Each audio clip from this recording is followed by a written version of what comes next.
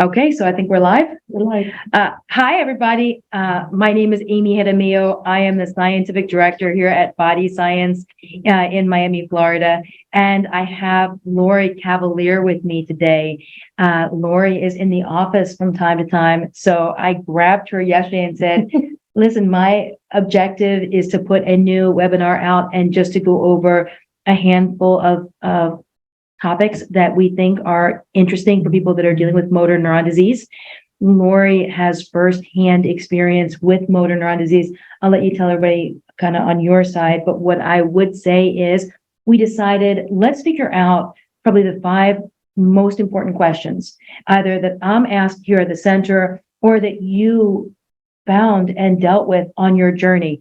And so we have constructed what we think are the 5 most important. We'll put them out there and then we'll open up for questions. Lorri, will you tell us about yourself? Sure. So my 31-year-old daughter, Alexandra, August of 2020. In January, she was diagnosed with some kind of motor neuron disease. And then in August, it was diagnosed as ALS. Hearing what we heard, that there's no hope, just didn't sit with me and frankly was unacceptable. So I began real research, and so many things led to Amy. But in addition, one of my friends had a son coming here, and it's the place to be. So we've been coming since about 2021. I applaud Amy because she's the only one who's actually trying to help in this disease, to try and help extend people's lives and make them better and feel good about themselves without any question. Yeah. I thought it was going to be very helpful, right, Lord, to have you here. It's a different perspective, right? It's a different perspective than when people are listening to me and what's going on, instead to get kind of a first-hand experience from a mom that's been dealing. All right, so it was the front desk that was on and they were not muted. Okay, we got it now. Okay, sorry guys. That I don't know that I've ever done a video that has gone smoothly. We were just talking about before and the fact that my slides didn't work. Okay, so this time I guess it's the mute thing. Yeah. So again, for everybody that heard Lorri dealing with this with your daughter. And on my side, I thought it would be useful to have this conversation because it's different. It's different than me just talking about what I think is important. Instead, it's us talking together about what's important and also how does it actually translate to somebody that's dealing with this. Okay, so you want to get started. Sure. We came up with a handful of questions. I think our first was Diet. Yeah. One of the things we were talking about this morning in preparation for this call was the importance of diet. And I know your other point, belly health as well. And we thought, let's go through, I'll tell you what we like here in the office. The dynamics of things, cells need sugar to turn on, but that cycle, glycolysis, is very short, about 60 to 90 seconds. And then once the cell has turned on, it's going to use fatty acid through a process called fatty acid oxidation for the rest. And so as far as powering up cells, because that's really what we're talking about, you're going to need a couple of things, right? Because we know cells have to turn on through glycolysis, there must be some sugar in the diet. I'm not sure what it looked like at the beginning, right, with you, with Alex, when it came to direction on food. There was none. There was gain weight, no. You could go see a nutritionist, but it wasn't pushed. It wasn't encouraged. And it's so important. We found that it's so incredibly important. We find that there's a lot of misinformation out there. And so to your point, just gain calories, doesn't matter what you eat. Have tons of sugar, eat lots of ice cream. We have had so many people that have come on over with that misinformation. Going back to glycolysis in the cell, it is true that there needs to be some sugar. So specifically what we're talking about, it's not sugar, it's carbohydrates. So just kind of looking at the 3 different food groups, proteins, fats, and carbohydrates, right? And all food is going to fall into one of those 3 categories. Chances are, if it's not a protein and it's not a fat, it's a carbohydrate, right? So in other words, if you're not sure what it is, broccoli, for example, so then you kind of go through in your mind, what is broccoli? Is it good? Is it bad? Remember, if it's not a fat, And if it's not a protein, it's got to be a carbohydrate, right? And carbohydrates, they're graded based on complexity. So complexity has to do with how long it takes from the sugar in that carbohydrate to get into the bloodstream. And what you're looking to do is have the slowest releasing sugar possible. There's something called a paradoxical relationship. That's how it's referred to as far as people with motor neuron disease and their exposure to sugar. So paradoxical is you need sugar for cells to run, and neurons need sugar, but it's hard to get the sugar into the cell properly because of all kinds of reasons, primarily a degree of insulin resistance that's common in this condition. Okay, from that vantage point, even though you need sugar, and again, in the form of carbohydrates, you're looking for complex carbohydrates. I like glycemic index. So glycemic index, everybody can download it easily on a phone or a laptop. You can look up pretty much any food and it would tell you the lower the number, the better. Okay, so high glycemic index, high glycemic numbers, really anything over 50. But on our side, we'll try and ask people to stay around 35 and below. So 35 is an apple. And then by comparison, 50 and above, you're talking about things like bananas, white potatoes, white bread, and regular sugar, cakes, cookies. And so what we want is we want people eating 3,000 calories. Okay. On the complex carbohydrates, the question is how much of the plate? I'll tell you what I find to be easiest. I like to have a plate, even like in your mind, and then just kind of divide it. So that plate, 10 to 15%, so this amount, complex carbohydrates. The more complex, the better. Remember, without sugar, you can't turn the cell on. But as soon as the cell turns on, you're going to switch to fat. And so the rest of that plate, so whatever that is, about 85% gets divided in half. Half animal protein, super lean, grass-fed, grass-finished. And the other half of that, so again, if we were at 85%, dividing it in the middle, the other portion of that plant-based fats. So plant-based fats, whether it's avocado, whether it's seeds and nuts, olives and olive oil, coconut, which motor neurons like a lot. So I imagine at the beginning, just as you're describing it, Lorri, and we saw the same, and we see it all the time, people coming in, getting a lot of misinformation. Essentially, what we're looking at is a Mediterranean style diet that is keto driven, so more protein, and then in place of a lot of grains, and then for the carbohydrates, using those really low glycemic. Okay, good. Just as a little aside, when you mentioned nuts, you told us yesterday, which I think is interesting, how nuts and seeds promotes good sleep. Yeah, okay, so the conversation yesterday, lots of people are taking lots of supplements, and even saying that it's like an understatement. What do you think? How many supplements do you think the average person takes that has motor neuron disease? What's the highest? You've spoken with a lot of people. What's the highest you've ever heard? 32. Oh, okay, I've definitely heard like 50, 60. Oh, have you like really? 3 times a day. Yeah, it's in the same. Okay, we were having a conversation yesterday. The whole room we were talking about improving sleep, and somebody asked specifically about pumpkin seed. That's how it came up, right? Just know, right? We were having this conversation before all these supplements came to the market. Of course, minerals, trace minerals, were coming from the diet and still do. But a lot of the things that were in the diet, seeds and nuts, have largely been eliminated. And so a common way to promote sleep before all these supplements came to the marketplace was having seeds primarily at bedtime. So we were discussing the fact that pumpkin seeds and sunflower seeds, and my preference is to combine them. They can be blended into a butter. They work well through a feeding tube. They're easy to chew, and again, can be made into a butter just in a simple blender. You're looking at 2 things that are really, really high in magnesium and zinc. And so you think about how many people are taking magnesium at bedtime to reduce muscle cramps and improve sleep. And the question is, when you take that supplement, how quickly does it really load into your system?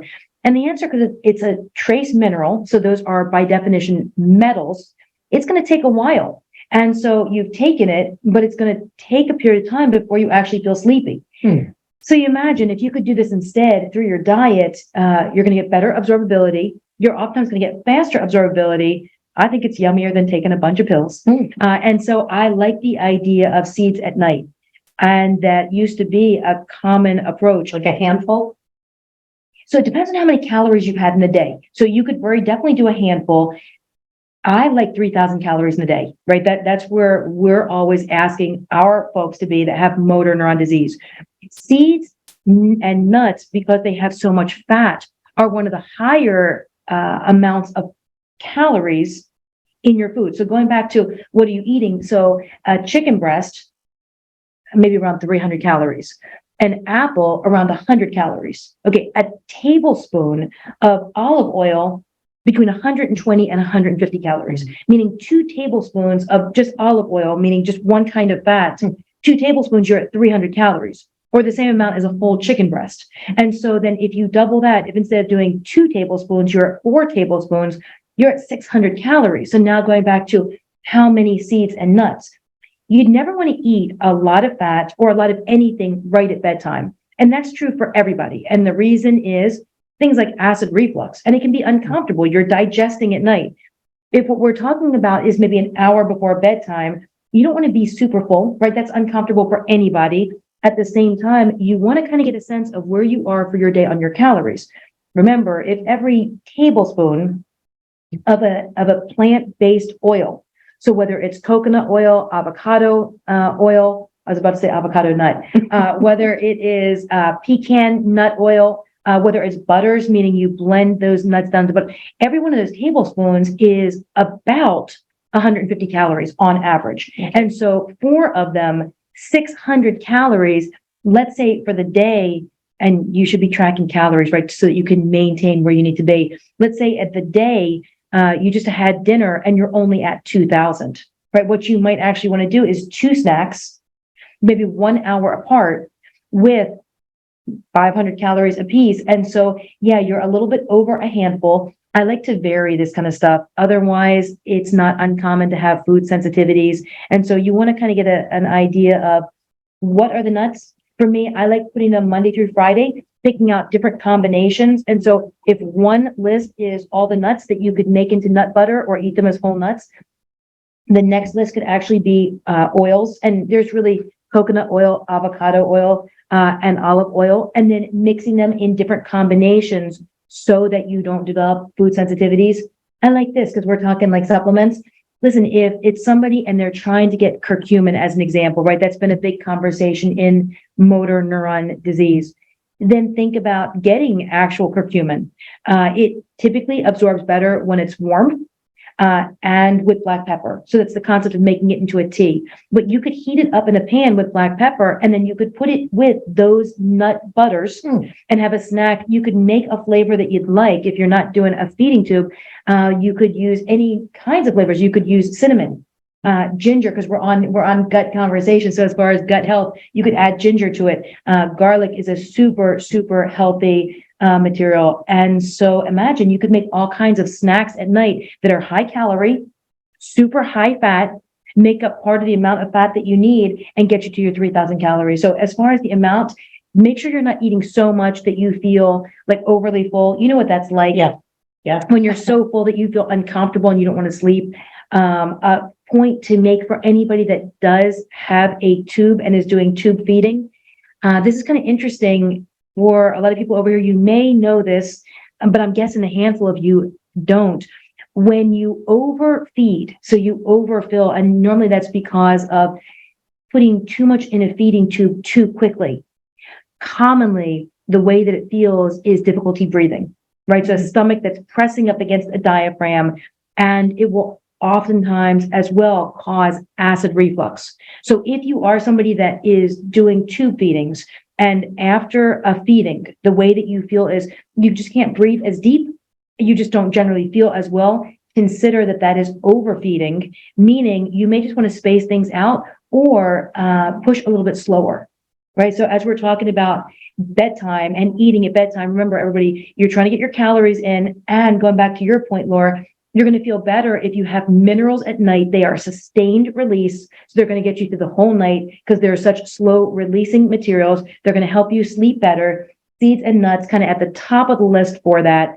And then the goal is not too close to the time that you're sleeping. If you have a feeding tube, definitely do not overfill. And if there's other types of things that you're trying to get into your diet, again, ginger, garlic, curcumin, or turmeric, or anything like that, consider putting it in that same nut butter. Yeah, for anybody that's taking fat-soluble vitamins, so A, D, E, K, CoQ10, all fit into that category. Most of the folks that we see, it's vitamin D for gut health, because we're on the gut health topic. Just know it's fat-soluble. And so for fat-soluble vitamins, you should take them with fat. Otherwise, they don't absorb. So if your nighttime snack is seeds and nuts, it's your perfect time to have your fat-soluble vitamins. If you're waking up in the morning and you're taking vitamin D orally, but you have an empty stomach, or you don't have any fat, or there's no fat in your breakfast, and you take that vitamin D, it's just going to come back out in your poop. And so nighttime snacks could be a great time as well to get your fat-soluble vitamins in. Very good to know. Yeah. Okay. All right, what else are you going to talk about? Okay. Role of infections. Okay. Talk about the role of infections Okay. and the causes. All right. We figured out a couple of years back the frequency of infections in people that have motor neuron disease. We started with tick-borne infections and saw a very, very high percentage of the people that we see and that we test. So we only had 5 out of hundreds and hundreds and hundreds of people that did not have Borrelia burgdorferi in its active form, so a tick-borne active. The big change now for us has been looking at herpetics. There's a couple of other infections that we find are playing a primary role. We know that because we'll look to treat, and then we'll look to see changes or improvements after we treat. So going into it a couple of years ago, the question was, are infections playing a role? We know now treatment showing very substantial improvements and benefit. And especially when we look at a therapy approach that really is targeted at a specific infection. And then very quickly after that therapy, what we see is improvement and functional improvement and lasting functional improvement. We know these infections are the triggers. And so they oftentimes are working in concert with chemicals. We have a lady that came in recently. She's a history of a herpetic infection, what sounded to be shingles. She'd had it several years ago. Zoster as an infection will replicate using a lot of different ingredients, but arsenic happens to be one of its favorites. And so we tested just to find out, was that infection one of the pivotal infections that's causing a problem? And her arsenic level was through the roof. And she's a woman that really doesn't have exposure. So there's certain foods, rice always comes to mind because they're grown in water areas or paddies where heavy metals may have been contaminated over there. She's not that. She doesn't really have anything in her diet, in her lifestyle that would suggest arsenic exposure. Her level was through the roof. And what it really did was it substantiated the concept that it is likely zoster that is playing a role in part of the damage. And so we'll always look to look for infections, to look for corroborating evidence. What are the other things that infection would use to replicate? And then treating that infection, do we see improvement? So yeah, Laura, I think that was a question, by the way, that we were talking about this morning. So Lorri offered the food, right? Your point was, look, when we first started, we didn't know we were doing Let's Talk Food. I'm the one that had said, let's talk infections as well. And the reason, I just want to keep hitting that point home. There are a lot of other things, commonly. Oh, to your point about COVID. Yeah. You want to talk about a potential relationship of COVID? I would love to talk about that. Yeah. Come on, let's do it. So let's talk COVID and the COVID vaccine. What happened for me? So first, we started seeing a lot of people that were not motor neuron. So there's a functional practice over here. Functional meaning get to the root cause, but not motor neuron. And then the majority of the practice is a motor neuron clinic. And interestingly, it's the functional part of the practice that helps defray cost for the ALS program. What happened was we were seeing a lot of people that had COVID. This is January of 2020 is when it started. And by March, it was in full swing. A handful of months later, so by that time in the summer, 2020 in the summer, I saw a lot of the same people, but now they no longer had COVID. A lot of them had long haul COVID. So they had a lot of symptoms, fatigue, poor focus, poor concentration, all the brain fog that goes along with it, generally just feeling bad. And a large percent had herpetic outbreaks. So they either had lots of cold sores or they described having genital sores, so herpes simplex 1, genital sores, typically herpes simplex 2. I saw lots of shingles cases, right? And at that point, there wasn't really a lot of data showing the relationship or the interplay between these two things.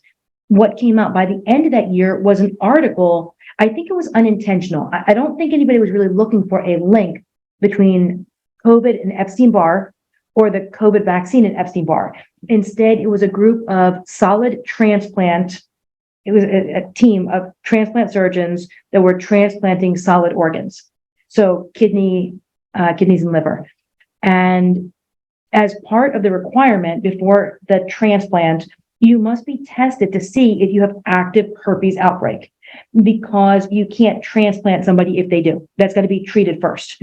All right. So what happened was they required everybody that was being worked up for a transplant to have the COVID vaccine. They tested prior to the COVID vaccine because, again, these are people that are waiting for transplantation. And it's a team of transplant surgeons. So they had tested everybody already to see if they had any active herpes viruses. Then they required COVID vaccinations. And then what they reported was 100% of the people that they tested who did not, none of these people had an active herpes virus prior to the vaccine, 100% seroconverted or became active with a herpes virus, and I believe it was Epstein-Barr, immediately after that COVID vaccine. Okay, when I saw that article, that was kind of an interesting thing because a lot of the people that we were treating with motor neuron disease who had had COVID described the fact that they progressed after COVID. And the question that we were working through at the time, again, early and mid 2020, is COVID causing a worsening in motor neuron disease? What exactly is COVID doing? We started testing people that came in, not just people with motor neuron, but functional practice as well, that were complaining post-COVID of fatigue, brain fog. And interestingly, to the point of the transplant surgeons, we saw a high number of IgM or active Epstein-Barr cases. And so the symptoms were actually Epstein-Barr. And long haul, what was being referred to as long haul, I'm not suggesting that there aren't other things that involve long haul, like the neutrophil net concept. What I am suggesting is a number of the folks that we saw that were describing symptoms consistent with long haul after COVID infections and COVID vaccines. When we tested, they were IgM active for Epstein-Barr. And for our motor neuron folks that were active for Epstein-Barr, seroconversion to the point of the transplant surgeons that may have occurred from the vaccine. And that group didn't look at whether or not COVID could seroconvert as well, but there have been multiple articles since that point that have suggested it can. But we saw not just the fatigue and brain fog, but interestingly, we saw lots of fasciculations. And prior to that, in motor neuron disease, I did not recognize a relationship between fasciculations and herpes viruses. Okay, on the first person that we saw it with, it was a very serious COVID infection in January of 2021, came to the clinic with wild fasciculations. It's somebody that we'd already worked with for about 9 months and had gotten complete disease control. Okay, no more fasciculations. Muscle was already developing. Initially came in with a lot of atrophy on a right calf, difficulty walking. By that point, the difficulty walking had resolved. The muscle atrophy had largely resolved. Comes in with wild fasciculations and atrophy in the same calf again. Okay, the approach for us at that time was just to determine, is this a herpetic infection, a herpes infection? So we just put on an antiviral and we watched in 2 days, all fasciculations resolved. Okay, so so the 2 points, right? One, we have very definitely seen, and for a lot of people with motor neuron, they have found this and described it. We have seen that either COVID or the COVID vaccine can cause progression. The question is, what's actually causing the progression? On our side, we are seeing it more from the vantage point of seroconversion or moving a stealth dormant infection into active, primarily in the herpes family, although we've seen a handful of other non-herpes viruses go through that same process. We know that's what's happening because using an antiviral that's specific for a herpes virus, to be able to get control over it and to see fasciculations resolve, or to say it differently, that fasciculations could be part of the symptom profile of a herpes virus. And so, I think COVID has definitely played a role for a lot of people, causing progression or causing worsening symptoms. And so the first thing that we'll always do, we'll test for a group of different infections, not just herpes viruses, but we'll also look for Coxsackie. We've seen elevations in that virus as well. That's in the enterovirus family. We know the enterovirus family is associated with motor neuron disease. We will sometimes see elevations in mycoplasma, as in mycoplasmic pneumonia. We know that that's associated with motor neuron disease. So in other words, if you were to go online and look at mycoplasma, right, as a pathogen and its role in ALS, you'll see it is very, very definitely associated. If you look at Coxsackie or enterovirus, same thing. So what we're seeing is these master infections like COVID will reactivate these opportunistic viruses that will then cause progression. And so then getting control over it, getting treatment on board for it, we have found will stop that from happening. We'll stop that from happening. Yeah. That's it. Okay. How to pick medications. Okay, so that was your question. All right, tell us, walk me through it. What do you want to know? So someone comes in, everyone's different, I know that, but what would click in you to say, well, we've got to do this for you? What are the benchmarks?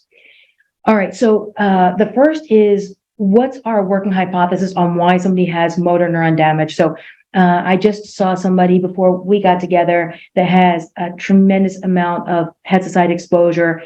Atrazine and glyphosate were really high. We know the relationship of glyphosate damaging the glycine-rich region of motor neurons.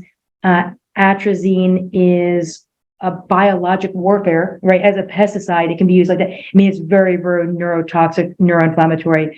So that approach for me is very different than diesel exposure, is very different than infections being the primary. I think really it comes down to, number one, just kind of getting clear on what would have caused this. We're seeing a lot of halide toxicity, primarily in the form of fluorinated compounds from a handful of areas. Brussels right now looks to be the top because of all the contamination over there, but there's cohorts in the United States where perfluorate, so fluorinated compounds and chlorinated compounds look to be a problem. Remember, you're out of Connecticut. And so one of the things we found at the beginning was perchlorate in the well water, right? And we see a lot of people from the same area, right, that you and Alex are from, and have found this similar link to perchlorinates, which we know are neuron damaging. So on the medication side, I think the most important part is, can we get clear on what we're trying to treat? So I've said this a bunch of times. I'm still going to say it again. I don't think this is a disease. I think this is a symptom. Okay. I think this is, so motor neuron damage is the symptom of, and the question is, can you fill in that blank? Is the result of diesel toxicity in combination with atrazine poisoning? Is that what's really going on? Is it Borrelia burgdorferi as a Lyme infection that is, not only cross the blood-brain barrier, but a herpetic that's triggering it? And then talking about the woman with zoster that now has had exposure to arsenic. So it's that combination. What we'll always look to do, we'll look to pick medications that we know because they are proven to have been effective somewhere in motor neuron disease. I would tell you, I don't think monotherapies work in this disease. I think the failure that has often been seen with medications treating motor neuron disease is the idea, and it's the clinical trial approach as well, the idea of just trying to find one medication and then just using that one medication. I think by the time somebody has motor neuron disease and the damage that would lead to that, you're looking at multiple different assaults. So oftentimes multiple infections, multiple chemicals, and that interaction. I don't think it's going to be a single medication. Talking about how do we choose them, the question based on what's causing the problem, is that material going to damage primarily the mitochondria Okay, so are we looking at something that's mitochondrially going to be acting and can redox? So to redox means you're making a bunch of extra electrons, so methylene blue or resveratrol, so we can get a redox reaction with something that will quiet down inflammation and support a mitochondria. And it has to be a trans resveratrol because you have the two hydroxyl rings. Or are we looking at lysosomes, right? Is that where the problem is? If it's an infection, is it an infection inside or outside of the lysosome, right?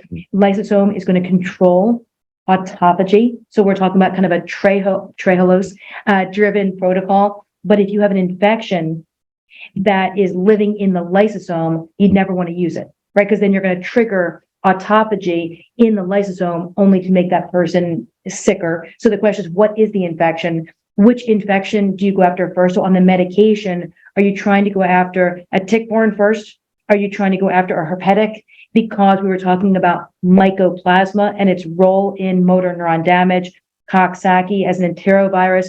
Which medication, meaning which infection? How are you lining up those infections? And before any of those, does that person have enough ingredients, cofactors in the cell to even run those reactions? The studies that support the use of ultra high dose B12 are impressive. We use it routinely as an intramuscular. And so again, I think it's really going to come down to why somebody has this. Did you corroborate it? So if you think it's an infection, are you seeing the other components that suggest that that infection actually is a problem, right? Lots of people have lots of infections, but they don't go on to develop motor neuron disease. And then kind of picking your strategy by layering which infections first, which chemicals first, and then targeting medications.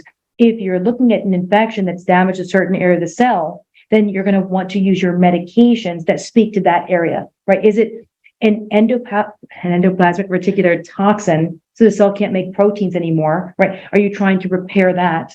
And oftentimes we'll see blood sugar anomalies in those folks.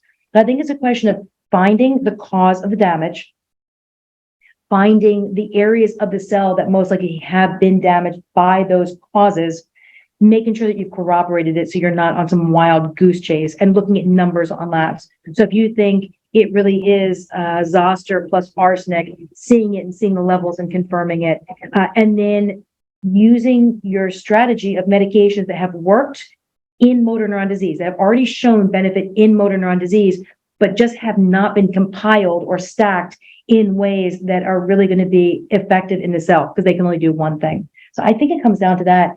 I don't know if that answers it. Yeah. Okay. Yeah. Okay. Next. Okay, is it one of yours or one of mine? I think one of somebody's. Okay, all right, let's see. How about tofersen? Talk about tofersen. Oh, yeah. Yeah. You and I. Okay. So tofersen is the new medication by Biogen. It was just announced yesterday that it's going to be coming to market. And we both realized a lot of people are going to want to know about new medications. Let's at least talk about it and kind of get a sense. So Biogen has released now some basic information. They haven't put everything out, but I'll tell you what we do know. We will likely be working with them. We've already had a couple of calls with them in order to use tofersen moving forward. Kind of going back to the point, if we know that it works, will we add it? That's a definite. If we don't know that it works, but it's been used in ALS, we just aren't sure the combination, then that takes a little bit more of a process to kind of come up with a strategy. But for superoxide dismutase, so just taking a step back, tofersen is an SOT. SOTs are a way to either, So when you think about an SOT for infections, it's a little bit different than an SOT like tofersen, but still the same mechanism, right? It's a piece of mRNA that's instructing the cell to do something. The distinction is a piece of mRNA for infections, meaning you're telling the cell how to build a defense against an infection. Okay, by comparison, a genetic anomaly in a cell, so not an infection, but a cell that genetically is disrupted from birth. Okay, so superoxide dismutase, or SOD, is that type of mutation. You're born with it. It limits how you can, I'm going to use this term, dismutase in the cell. So in other words, it limits how you can reduce free radical damage. Okay, so if what we're saying is infections and chemicals cause motor neurons ultimately to become destroyed, then what's controlling the timing? And the answer is when a body or a cell gets to a point where the amount of toxicity and oxidative stress from that mess of infections and chemicals outweighs the ability of the cell to reduce that oxidative stress. Okay, so radicava, its concept, a super antioxidant. I'm not suggesting the use of radicava. We're just having a conversation of what it is. The goal with it, when it was thought out initially, there's a lot of oxidative stress damaging motor neurons. Let's reduce oxidative stress with an antioxidant. What we know is it's not especially effective. Superoxide dismutase is in the cell. It's in the mitochondria primarily, but not exclusively. Its job is to catch free radicals. So it's like a butterfly net that catches all the stuff, right? So you've got a bunch of antioxidants, glutathione, vitamin E, vitamin C, resveratrol, alpha lipoic that your body is making to reduce oxidative stress, but still you have oxidative stress that's remaining even after you've tried to put out the oxidative fire with antioxidants. Your job then is to dismutase with superoxide dismutase, whatever is remaining to prevent it from damaging the cell. In somebody that has superoxide dismutase mutation and develops ALS for that reason, they are at a disadvantage because they can't reduce oxidative stress.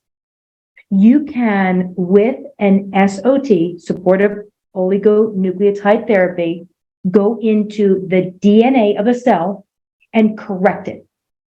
And so the first couple of SOTs came out, one for Duchenne's muscular dystrophy. So everybody thinks about like the Jerry Lewis telethon. It's a disease not very different than motor neuron disease, right? It can progress very rapidly. It causes tremendous deterioration at the level of the muscle and tremendous atrophy, and can lead to breathing, respiratory failure, right? So again, not very unlike motor neuron disease. So one of the first SOTs that came to market was for Duchenne's muscular dystrophy. There's an SOT for spinal muscular atrophy. Again, same world, right? Of muscle changes. These, we're talking about genetic disorders. And so tofersen, kind of the third in that row, Duchenne's spinal muscular atrophy, and now tofersen for ALS from superoxide dismutase. Biogen's been working on it for about 5-6 years. A couple things to tell you. So thing number one, it is a medication that's administered by lumbar puncture. As far as lumbar puncture, it's every 14 days for 3 rounds, followed then by once a month. So it's definitely an involved process. Doesn't mean it can't be done, just means, up front, it's a little bit involved process.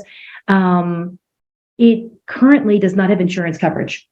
Yeah. Right. So when I spoke with them this morning, and again, we've had multiple conversations to figure out how do we want to bring this on board. The cost right now per ampule, so it's 1 ampule per treatment, it's just over $14,000. Right now, there aren't contracts in place with insurance companies. What they're expecting is that they will have more coverage, or at least some coverage, is probably a better term, within the upcoming 6 months. And so it is available to purchase, but at this unbelievably high cost, especially because of the number of treatments. Nonetheless, I'll tell you what I think this speaks to. This to me is not so much about superoxide dismutase or any of the other familials. What we know from literature is whether you have a genetic predisposition or it's idiopathic or sporadic, right, one and the same, the disease ultimately is the same disease. Okay, we know that to be true. With a supportive oligonucleotide therapy like tofersen, so an SOT, you can potentially change the reading of the DNA, right? And change your ability to make superoxide dismutase in order to clean up the cell more effectively. What we know for sure is there are so many new things coming to the market right now for motor neuron disease. The science behind motor neuron disease has really, really ramped up over the course of the last 5 years. The fact, and I always go back to the Israeli study, and the reason, look, I can't say that motor neuron disease is curable, right? It's not something that can be said from a center that hasn't proven it through research under an IRB, right? That's what you'd have to do in order to make a claim like that. What I can do is I can quote a center that was able to already come to that conclusion. And so I can piggyback on that. And so it's the reason I always go back to the study that came out of Tel Aviv University at the end of 2021, because those folks under institutional review board conducted a clinical trial, and what they were able to show was the proven reversibility of this disease. And so for me, it's not so much about tofersen, but I wanted to talk about it too. So we could talk about what's new. And so everybody knows what is involved, what is the cost, what's the process, but even Good segue to our next topic. Okay. Go ahead. All right. Okay. It's finished. All right. But even more, I mean, what you're looking at is at this point with Relivrio coming to the market in January, tofersen now being released. I mean, really what we're seeing is kind of in an unprecedented fashion, more and more research translating into successful therapies for a disease that prior to November of 2021, nobody could say that it was reversible. At that point, we'd already had impressive results. Okay, but still nobody could say it. And now we're in a world where people can actually say, hey, this can be treated and it's reversible. And we're seeing more and more treatments come to the market for that exact reason. All right, what are you weighing into? So big question, big comments are about the cost. Okay, I'm going to take some of this. All right, so this was Lorri. So again, we got together and talked about what do people want to know. And you came to me and you said, not just that you want to talk about cost, but it's the number one thing that people bring up to you. Yeah. And so I'm just going to turn this entire thing over to you. Because again, on the cost side, what I would tell you on my side, the cost of the program is very, very largely medication, because medications aren't covered by insurance. And so that's primarily what the program consists of. But again, let me let you go through the cost side of things. Anything you want to say, I'm fine with. Yeah, I just know that there's so many comments about only the wealthy can afford to get better. We've been coming since 2021. Yes, it's expensive. I've seen both sides of it here. I had the advantage in January of coming to help out. Yeah, and it help was, work in the office. Yeah, and I've seen both sides. There is no way that this is a money-making machine. This is not a money. It is not a money-making machine. That's a true fact. So, I mean, I've seen it. So I think for everybody to know, like Amy just talked about the tofersen, I was just looking up costs in hospitals of basic supplies, a Band-Aid, they charge $400 for, and insurance covered. I mean, that's insane. I saw actually a $600 Band-Aid little ad. It was insane. So insurance doesn't cover it. Do we wish it did? So much so, but it doesn't. And I don't know an answer to it. We've actually started a nonprofit. Yeah, we've been trying to defray the cost of treatment for a long time. Again, a lot of what we use to pay for some of these medications is the functional practice. We're fortunate enough to have a functional practice. This is an impossibly unfair disease because it's one of the few that falls outside of insurance coverage. We all know this already, so I'm just going to say it. Insurance and medicine as a whole, as a field, has made a decision that this disease is not treatable. And so the door for payment for treatment has been closed for this disease. And so you first get this diagnosis and then find out that there aren't any medications that really are being allowed, with the exception of the couple Riluzole, Radicava, and now Relivrio. So what I would tell you is we did recently start a not-for-profit. The goal is to take the money that comes in from that. We need a couple of things. One, to further defray cost of treatment. Number two, to try and get an organized research in place. So, and then lastly, what we're trying to do is come up with some better tube feeding formulations. And so we'll use the not-for-profit. I'm happy to say that we raised $25,000 in the first.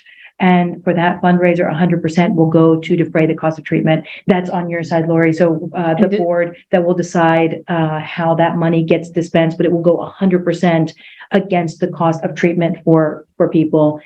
I would tell you this. I mean, it is as heartbreaking to me. I hate what's going on as far as the limited, if not absent, coverage when it comes to medications. We have tried in so many ways. We've tried with insurance companies. We've asked people to follow up with their Congress people or their senators. We've called companies directly. We've tried to negotiate. I don't know what to tell you as far as cost. When you had said, hey, listen, let's talk about cost, what I said was, yeah, let's very definitely talk about it. I know it comes up all the time. I'm happy to tell you everything I know about it. I'm happy to give you every answer that I have. It's true. You worked here at the office. And so you got a chance to see really like, what does a clinic look like when it comes to ordering, prescribing, providing medication? This is very definitely not a situation for us where we got involved with motor neuron disease for any reason other than we realized that we were able to move the needle when it came to results. And so we felt like it was an important thing for us to do on a personal level. Everybody that's here on the team, I think, is very personally tied into this disease. And the people that have come here, just the bonds that we have with them, we show up for that reason. It's definitely not a money thing. Yeah. Does that, you think that answered? Again, I know you wanted to talk about it. I don't know if you feel like that answers the questions that people have. I do. I think it's just so important that it's an insurance issue.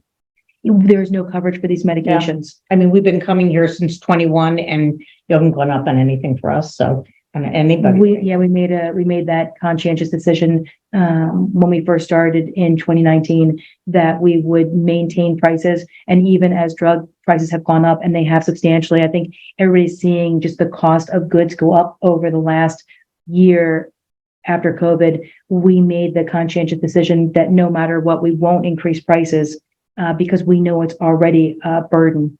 And again, that was one of the reasons that we started the not-for-profit, because the cost of medication has gone up, but we've made the decision that we won't increase the cost of getting these medications. And so then we need another way of doing it. And the not-for-profit for us looks to be a good option. Good. All right. So we go into questions. There's a handful of them. Okay. So is a ketogenic diet recommended? I think you kind of touched on that, but. Okay. So keto for me, if you were talking about somebody that didn't have motor neuron disease, and we were just talking about what would be perceived as a benefit of a ketogenic diet. And one of the first things that you would describe is that you can lose weight and get lean. And that's my question. Do you want to lose weight and get lean? Is that what you're trying to do? Right. So, first of all, motor neurons really like fat, but they like plant-based fat. We were talking earlier about glycolysis. So that's the turn on switch for the cell. And that switch is sugar. And so specifically a complex carbohydrate. I've seen a lot of people that went strictly keto, and by the time they had come to us, they had lost just an unbelievably significant amount of weight and a lot of muscle. We are definitely not fans. I am not a fan of a keto diet. Now, again, what I like is I like using a Mediterranean diet as a general guide because of all the healthy fats. I like moving out of most of the carbohydrates to limit them to about 15% or less, and then switching what would ordinarily be the rest of those carbohydrates over to keto. So I like a keto-focused Mediterranean diet. But listen, I am all about healthy fats. I am all about low glycemic, complex carbohydrates and very, very clean, meaning very little fat, animal protein. And that for me is where it is. So every time for me, I'm going to look to divide the plate in the same way, about 15% complex carbohydrates. I'm going to take that remaining 85%. I'm going to divide it directly in middle. I'm going to do half of it as animal protein, lean, clean, grass-fed, grass-finished. And I'm going to do the other half healthy fats, all animal protein that has fat in it. That fat is saturated, so it's omega-6, meaning it has arachidonic acid. And for that reason, it's pro-inflammatory. And so I'm always going to pair with it the plant-based fats because they are anti-inflammatory. So I'm going to look to negate the inflammatory component of animal fat with plant-based fats, avocados, nuts, seeds, olives, olive oil, coconut milk, in order to be able to get plenty of skeletal muscle, right? Because that's what you're eating with an animal. The idea of building and strengthening your skeletal muscles, so strengthening muscles by consuming amino acids from other muscles, right? But it doesn't change the fact that animal fat, and it's hard to find any meat that doesn't have any fat. So any fat is still going to be omega-6. So if the healthy fats, omega-3 and 9, right, the unhealthy fats, omega-6, and that's pretty much what you're going to find in terrestrial animals. So I'll always put them side by side. One, the animal protein that's going to potentially cause some inflammation, but the benefit, lots of amino acids and just tons of minerals. Okay. And then on the other side, use something that's very anti-inflammatory so you get all the benefits without the inflammatory consequences. So I'll put them side by side along with something that triggers glycolysis. Okay. What about intermittent fasting? Okay, I'm not a fan. So again, the question is, what are you trying to do? Going back to, are you trying to get clean, lean, and lose a bunch of weight? Keto is your key, right? And if you're not, and in this crew, we're not. Okay, for intermittent fasting, there are a lot of benefits to intermittent fasting. So let me tell you, if over here we're treating somebody that comes in, healthy individual that recently started to develop type 2 diabetes, intermittent fasting is one of my favorites. There's a lot of places that I use intermittent fasting. There's a lot of places where intermittent fasting is indicated. There's a lot of autoimmune conditions where intermittent fasting can be very, very effective. Here is the challenge. When you have cortisol dysfunction, so when you have infections and chemical toxins, and as a result, the inflammatory pathway that's driven by cortisol is exhausted. So we're talking about adrenal fatigue. Intermittent fasting is typically going to worsen that adrenal fatigue. And so I don't like intermittent fasting for motor neuron disease. And in fact, I like the opposite. I like every 2 to 3 hours adding calories, providing those calories are balanced. You have a very, very high demand from this disease. Remember, one of the keys of this disease is what's referred to as being hypermetabolic. The cells are working harder and faster than they would be in somebody that doesn't have motor neuron disease. So hypermetabolic is a concept that exists in motor neuron disease. The cells are not as efficient as they used to be, but they still have to deliver on whatever they're doing, making proteins or any other job that they're doing, but they're not as good at doing it. So they've got to work extra hard. And for that reason, and because they're hypermetabolic, they go through a lot more nutrients. They require a lot more cofactors. And so then imagine taking a cell like that and making it go through 8, 10, 12 hours without any kind of replenishment of those cofactors. And so I find in motor neuron disease, intermittent fasting will not only worsen cortisol dysfunction, so the adrenal fatigue, and then cortisol will do things like break down muscle, but as well, it will limit cellular function because you can't get nutrition in frequently enough. So if we were talking outside of a motor neuron conversation about what are the benefits of intermittent fasting, I believe there are a lot, and that's been clearly proven. If we're talking specifically of motor neuron disease, I personally do not like the idea of intermittent fasting. It does not provide the cells with enough cofactors on a routine fashion in a way that the cells can do the jobs that they need to do. Okay. Someone asked, what do you think about Relivrio? Okay, so, let's talk about what we know about it. We know that sodium phenylbutyrate and TUDCA were trialed. The early studies came out in 2019 suggesting fine motor coordination improvements, so like this kind of stuff, after 24 weeks. For me, it's not so much about butyrate. So we use butyrate here in the office. It's not so much about butyrate, it's what's happening that would necessitate butyrate. So just talking about what the heck is butyrate, right? So the sodium, that's the mineral that you're using to brace it. The phenyl is the structure of it. Butyrate is the material itself. So we're talking about butyrate. Butyrate is a short chain fatty acid, meaning it's a fat. Okay, so what are other fats? Coconut oil, avocado oil, sesame seed oil. It's a fat. Okay, so at the core, that's all it is. It's made in the colon. And so what happens, there are multiple different microflora in the colon. The primary one is Akkermansia, and its job is to take certain fibers and convert them into butyrate, which is a fat.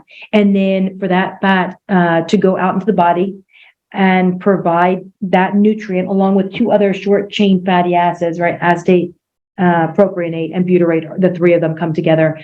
So what we know that motor neuron disease is resulting from changes in the liver, and changes in the intestines.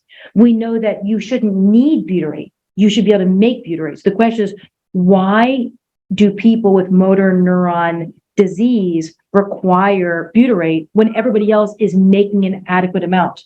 So what we really know is there's a problem in the colon. Akkermansia is largely absent as a microflora. Typically, it's been destroyed by the infections and chemicals that we were talking about. So because Akkermansia is no longer present, you're not going to get a lot of butyrate, and so you can supplement it. I would tell you, I don't prefer the oral form of butyrate. So butyrate as a short chain fatty acid, as a prescription medication, can be used. Really, there's 3 different ways of doing it. Orally, which is the way it came out to the market, IV, and rectal suppository. In order to get something to the colon, by taking it orally, you've got to use very, very high doses. So 6 grams orally to get through all the stomach acid to get to about 2 grams down in the colon.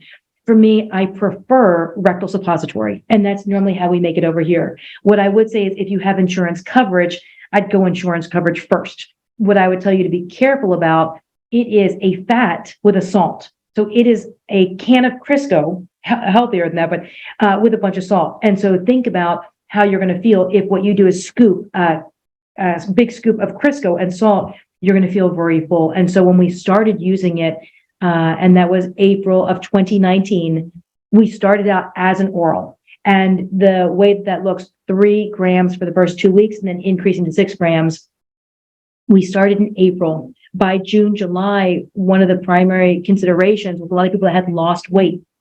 The question is, why were they losing weight? The answer is they were so full all the time, they weren't eating. That's when we made the conversion from oral over to rectal suppository. I would caution and just say, make sure that you're eating enough, make sure that you don't have any belly issues. One of the big complaints that everybody's probably aware of, butyrate's made in the colon. And so I'm just going to say it for what it is. It smells like poop. It tastes like poop, right? It's made in the colon. And so people can have a hard time just eating it. But it doesn't change what we know to be true, which is a clinical trial showing improvement in fine motor coordination. Again, it's not going to be an overnight improvement. The studies looked at 24 weeks. I personally don't think a monotherapy is the thing, but I don't think that's what you're asking. I don't think you're asking, hey, can I use Relivrio or butyrate just by itself?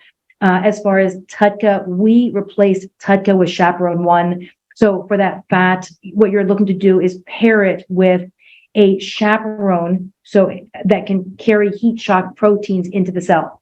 You've got fat, and the question is, how do you want to break it down?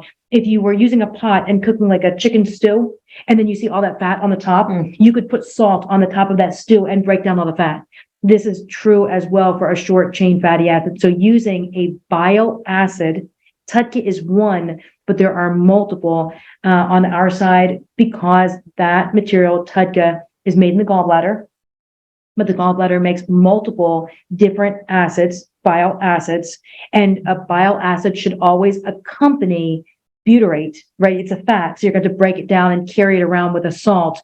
We'll always use Chaperone 1, and that is a gallbladder. It's a desiccated gallbladder that has all of the acids that function as a chaperone to carry the heat shock proteins across the membrane of all cells, but specifically the membrane of the mitochondria in the motor neurons. And so those 2 things always get used together, butyrate plus either Chaperone 1 or the single acid TUDCA.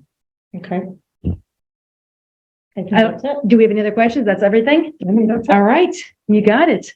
Okay. I think this was good. I think we got through most of our questions. Yep. We can try and do this more often and just see, we can ask people what kind of questions you have. I would tell you, I'm more than happy to answer anything, whether it's medications, whether it's whatever people want to talk about. And so we could put together a list, and on times that you're not here, we could always do Zoom, you and I together. Yeah. So if anybody that's out there has other things that you want to talk about, let us know. Again, when we talked about it this morning, we realized diet for sure, medications, the new medication. But I have no doubt there's a lot of other questions that are there that send them. We can answer for sure. Yeah. All right. Well, for our first time around, I thought this was great. I want to thank you. Lori, thanks for My that. hero.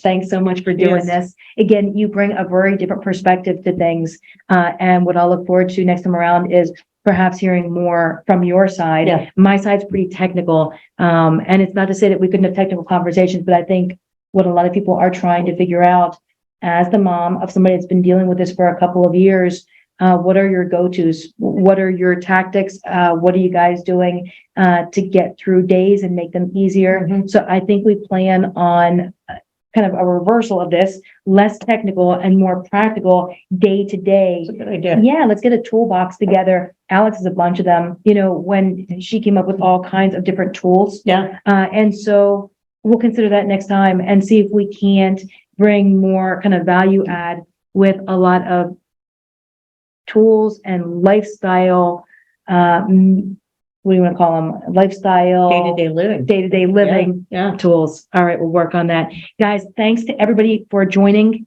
Thank you. We'll see you next time. Bye. Bye-bye.